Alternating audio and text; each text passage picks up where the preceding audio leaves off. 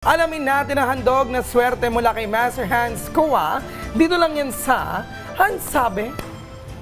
Rise and shine mga ka-RSP, narito na po ang gabay, patnubay palalaat, prediksyon ngayong araw ng July 8, Lunes. Happy Monday mula kay Master Hans Kua.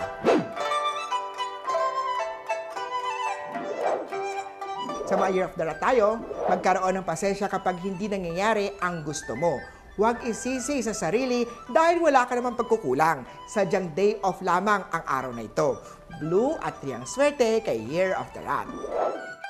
Sa mga Ox naman tayo, siguraduhin mo na may emergency fund ka to handle mga emergency na situation. Tanggapin lamang ang leadership ng mga opportunities sa'yo. Kaya mo yan. Magandang experience yan sa future ng iyong career. Green at 6 ang swerte kay Year of the Ox. Sa Year of Tiger naman tayo, ang isang trabaho na ayaw ng lahat ang ipapasa o ibibigay sa'yo. Huwag isipin na pinagkaisahan ka nila ha. Gawin ito ng maayos at ito ang magbibigay sa'yo ng tagumpay o pag-angat sa posisyon mo sa trabaho o career. Yellow at 2 ang swerte kay Year of the Tiger. Rabbit naman tayo, magandang panahon to para mag-propose sa manililigawan mo or sinisinta or gawing committed na ang engage nyo sa relasyon. Maganda din ang feedback na nag-aantay sa'yo mula sa sweetheart mo o kabiyak mo. Pero tulad ng relationship, stay committed to your health goals din. Orange at 1 na swerte kay Year of the Rabbit. Sa Dragon naman tayo ha, huwag makinig sa mga mga nega na feedback tungkol sa relasyon.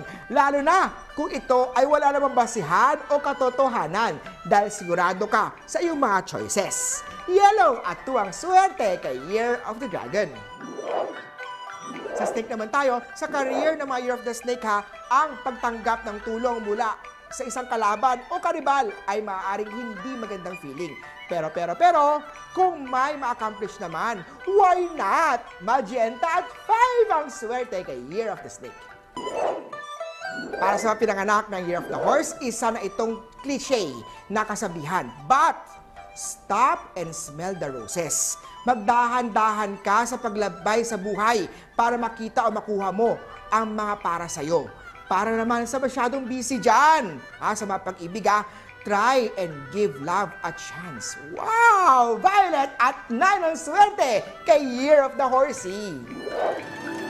Sa Goat naman tayo, kaya mong abutin ang financial stability kung matututo ka magtipid.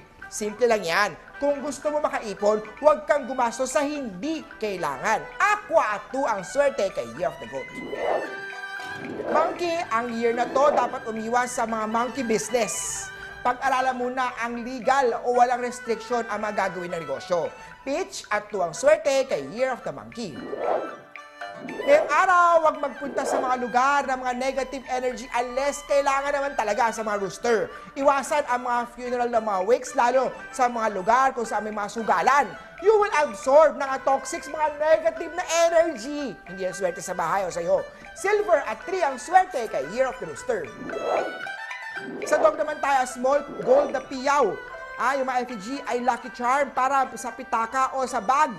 This will attract or curb yung mga bad spending habits. Para naman sa mga madalas na masawi sa relasyon o relationship, it's time to reflect kung bakit nangyayari ang bad judgment na to in choosing a partner. Hindi ito nagpapatatag sa'yo.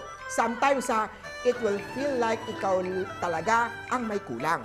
If you keep repeating the same mistake, baka naman ikaw talaga ang may issue o problema. I-check, ipa-astrology yan. Gray at 6 ang swerte kay Year of the Doggy.